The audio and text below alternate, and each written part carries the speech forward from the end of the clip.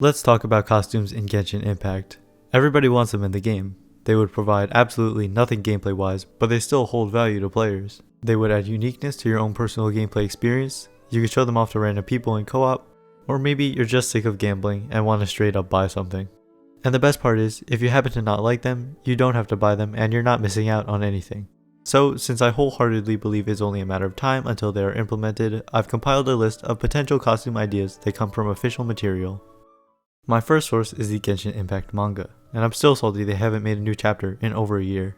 Most of the characters are depicted wearing the clothes that we are used to seeing them in, but there are a few examples of outfits that change it up a little. Amber has the most presence out of all the characters in the manga, and as such, she has two new outfits.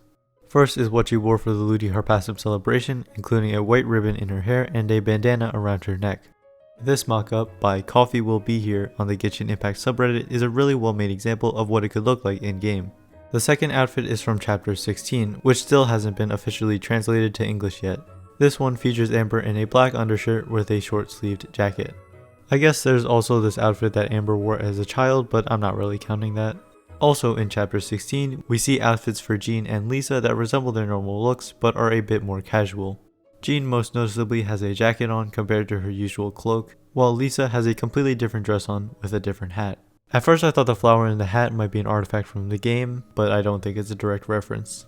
The next two characters are Diluc and Kaeya, who also got quite a bit of spotlight in the manga. A flashback sequence shows younger versions of both, where they look to be wearing much more formal clothing. They even have matching jackets, though it might be weird for them to wear those now because they've definitely outgrown those clothes. And once again in chapter 16, we see both of them wearing very slick outfits. Kaeya is decked out in white, giving him a very clean look, and there's also a nice blue rose to top it off. Diluc is wearing a bartender outfit with a grey shirt, black gloves, and a white vest. Also, his hair is quite a bit longer than what he's usually depicted as having. The last manga character is Venti, who was a main focus of the 74-page long prologue chapter. This one is kind of a spoiler, but kind of not. Just read the manga if you haven't already, and come back. Towards the end of this chapter, we see Venti fully unleashing his godly power, and he is wearing a very elegant, angelic looking outfit. He's got a sleek white and gold color palette, glowing marks on his body, and a pair of angel wings. This one is definitely the most unique, and I know there's a lot of people who would really like to see this added to the game. Next up, we have some streetwear inspired outfits from the Travels of Art Scenic Spot collaboration documentaries. If you haven't seen these YouTube videos, they're basically just short explanations of how real places in China inspired the geography of Liyue.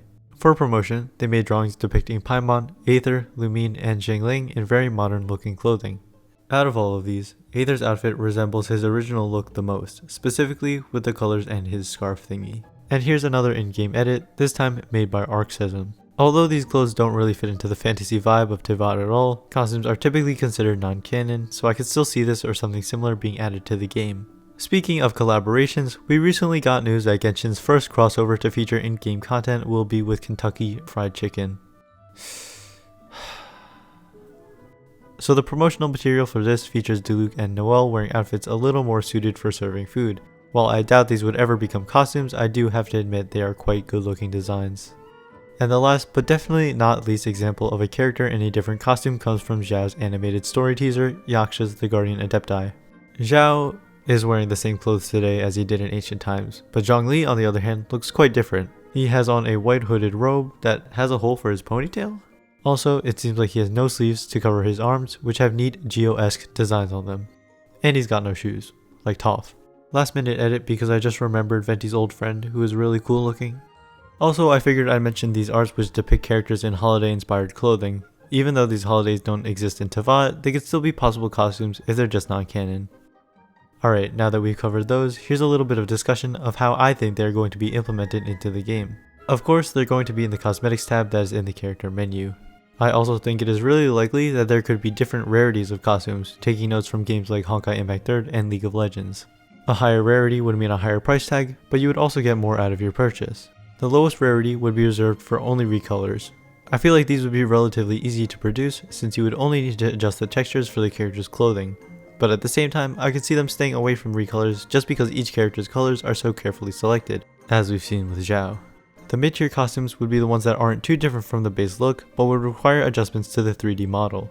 Although it may not seem like these would be too difficult to do, they would definitely require quite some effort. Extensive work would have to be done to ensure it looks right during movement with absolutely no clipping. The last and highest rarity costumes would be the ones that dramatically add to the characters. This would be like the aforementioned costumes for Venti and Zhongli.